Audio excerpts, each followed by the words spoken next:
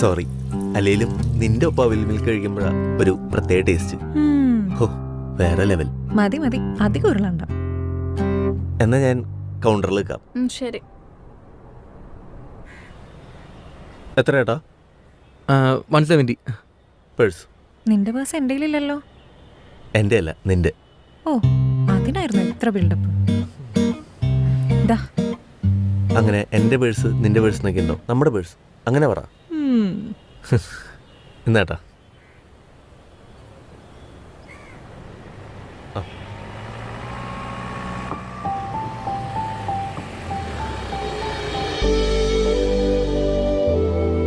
ഇപ്പൊ ഇവിടെ ഇങ്ങനെ വന്ന് നിൽക്കുമ്പോ പഴയ ഓർമ്മകളുടെ തിരമാല വന്നടിക്കുന്ന പോലെ ഉണ്ട്.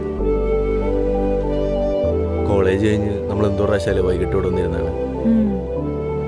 നിനക്ക് ഓർമ്മയുണ്ടോ പണ്ടൊരിക്കല് നമ്മൾ ഇവിടെ വന്ന് കിസ് ചെയ്യണ സമയത്ത് ഒരു 2 പേര് വന്ന് നിന്നെ തല്ലിയതും ഞാൻ അവരെ ഇടിച്ചതും? ആ പ്രശ്നം വീട് വരെ എത്തി.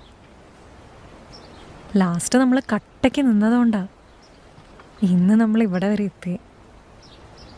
Thank God.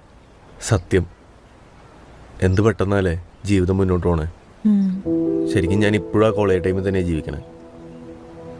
സമയം കടന്നുപോയി എന്നൊക്കെ ഇപ്പം ആലോചിക്കുമ്പോഴാണ് മനസ്സിൽ വരണേ.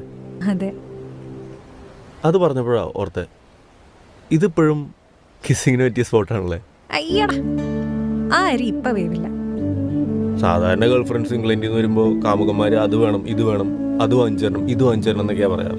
ഞാൻ ആകെ ചോദിച്ച് ഒരു കിസ്സല്ലേ. കിസ് ചെയ്യാനേ കുറേ സമയമുണ്ട്. ഞാനിപ്പോ വന്നിട്ടല്ലേ ഉള്ളൂ, കുറച്ച് സംസാരിക്കേ.